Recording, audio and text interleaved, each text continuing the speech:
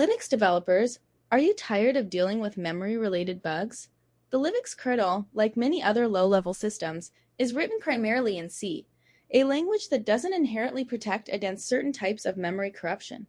This has led to numerous security vulnerabilities over the years, including buffer overflows, use-after-free bugs, and data corruption. But what if there was a way to make Linux more secure simply by changing the programming languages used to build it?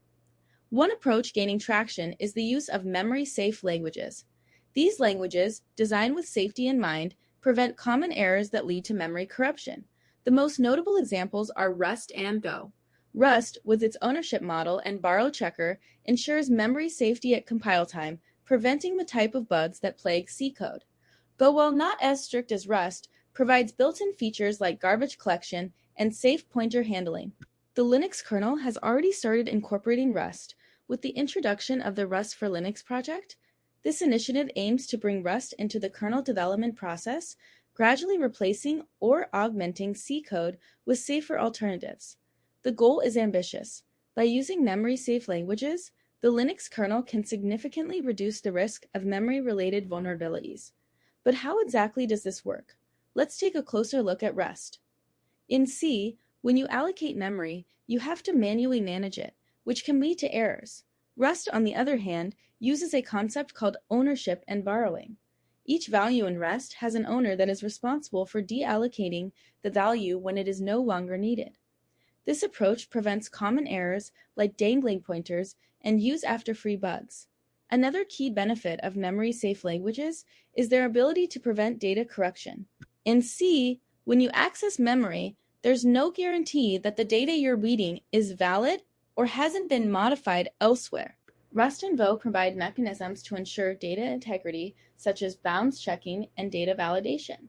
The impact of memory-safe languages on Linux security cannot be overstated. By reducing the number of memory-related bugs, the Linux kernel becomes significantly more secure. Fewer vulnerabilities mean less risk for users and developers alike. This is especially important in today's connected world, where Linux is used in everything from servers and desktops to embedded systems and IoT devices. But what about performance? One common concern is that memory-safe languages might introduce overhead, making systems slower. While it's true that Rust and Go may have some performance overhead compared to C, the difference is often negligible. In many cases, the benefits of memory safety far outweigh any minor performance costs. As Linux continues to evolve, the adoption of memory-safe languages will play a crucial role in shaping its security. The Rust for Linux project and similar initiatives are just the beginning. Imagine a future where Linux and other low-level systems are built with security in mind from the ground up. The use of memory-safe languages has significant implications for the future of Linux development.